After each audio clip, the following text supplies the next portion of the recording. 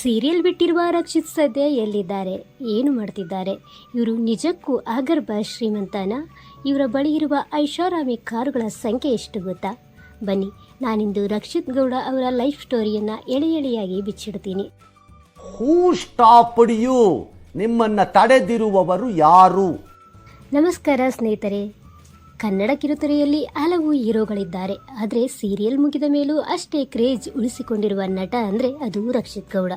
ಹೌದು, ಗಟ್ಟಿ ಮೇಳದ ವೇದಾಂತ್ ವಶಿಷ್ಠ ಅಂದರೆ ಸಾಕು, ಈಗಲೂ ಹುಡುಗಿಯರಿಗೆ ಆರ್ಟ್ ಬೀಟ್ ಜಾಸ್ತಿ ಆಗುತ್ತೆ. ಹುಡುಗರಿಗೆ ಅವರ ಆ್ಯಟಿಟ್ಯೂಡ್ ಅಂದರೆ ಪಂಚಪ್ರಾಣ.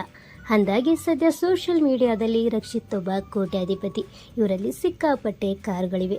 ಸಿನಿಮಾ, ಸೀರಿಯಲ್ ಎಲ್ಲವನ್ನೂ ಬಿಟ್ಟು ಐಷಾರಾಮಿ ಜೀವನ ನಡೆಸಿದ್ದಾರೆ ಅನ್ನೋ ಸುದ್ದಿಗಳು ಓಡಾಡ್ತಿವೆ. ಹಾಗಾದರೆ ಇದೆಲ್ಲ ನಿಜಾನಾ? ಸೀರಿಯಲ್ ಬಿಟ್ಟಿರುವ ರಕ್ಷಿತ್ ಸದ್ಯ ಎಲ್ಲಿದ್ದಾರೆ, ಏನು ಮಾಡ್ತಿದ್ದಾರೆ? ಇವರು ನಿಜಕ್ಕೂ ಆಗರ್ಭ ಶ್ರೀಮಂತನ?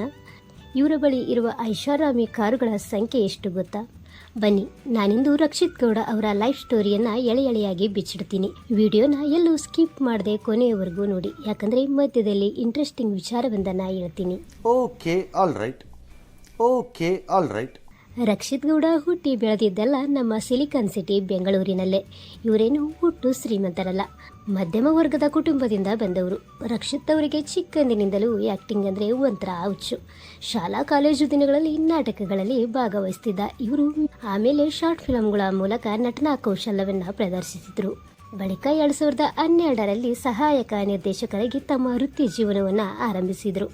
ಇನ್ನು ಒಂದು ಕಾಲದಲ್ಲಿ ಆಡಿಷನ್ ಕೊಡಲು ರಕ್ಷಿತ್ ಬೆಂಗಳೂರಿನ ಗಲ್ಲಿಗಳನ್ನು ಸುತ್ತುತ್ತಿದ್ರು ಅನ್ನೋದು ಬಹಳ ಜನರಿಗೆ ಗೊತ್ತಿಲ್ಲದ ಸಂಗತಿ. ಬಹಳಷ್ಟು ಜನರಿಗೆ ರಕ್ಷಿತ್ ಅಂದರೆ ಗಟ್ಟಿ ಮೇಳ ಮಾತ್ರ ಗೊತ್ತು.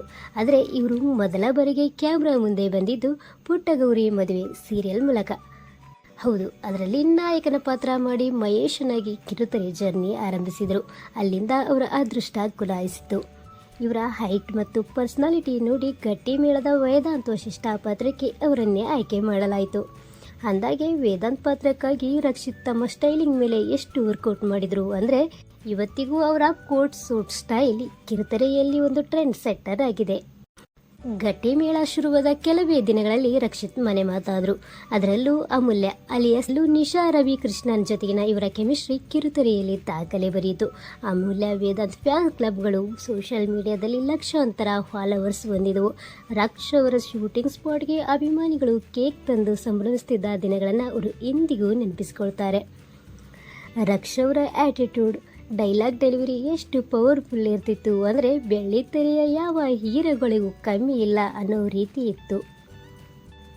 ಅದೇ ವೇಳೆ ನನಗೂ ನಿನಗೂ ಸಿನಿಮಾದ ಮೂಲಕ ರಕ್ಷಿತ್ ಹಿರಿತೆರೆಗೂ ಆರಿದರು. ನರಗುಂದ ಬಂಡಾಯ, ಬರ್ಮ ಅನ್ನೋ ಪ್ಯಾನ್ ಇಂಡಿಯಾ ಸಿನಿಮಾಗಳಲ್ಲೂ ಬಣ್ಣ ಹಚ್ಚಿದರು. ಇನ್ನು ರಕ್ಷಿತ್ ಅವರ ವೈಯಕ್ತಿಕ ಜೀವನದ ಬಗ್ಗೆ ಹೇಳೋದಾದರೆ, ರಕ್ಷಿತ್ ಜನವರಿ 8, 1992ರಲ್ಲಿ ಜನಿಸಿದ್ದು. BA LLB IPRನಲ್ಲಿ ಸ್ನಾತಕೋತ್ತರ ಪದವಿ ಪಡೆದಿದ್ದಾರೆ. ಇನ್ನು ಇವರ ಪತ್ನಿಯ ಕುರಿತು ಬಹಳಷ್ಟು ಜನರಿಗೆ ಸಾಕಷ್ಟು ಕುತೂಹಲ ಇದೆ, ಯಾಕಂದರೆ ಅವರು ಖಾಸಗಿ ಜೀವನವನ್ನು ಅಷ್ಟು ಗುಟ್ಟಾಗಿ ಇಟ್ಟುಕೊಂಡಿದ್ದಾರೆ. ಅಂದಾಗೆ ರಕ್ಷಿತ್ 2009ರಲ್ಲಿ ಬೆಂಗಳೂರಿನ ಅರಮನೆ ಮೈದಾನದಲ್ಲಿ ಶಿಶ್ ಮಹಲ್ನಲ್ಲಿ ಬಹುಕಾಲದ ಗೆಳತಿ ಅನುಷಾ ಜೊತೆಗೆ ವೈವಾಹಿಕ ಜೀವನಕ್ಕೆ ಕಾಲಿಟ್ರು.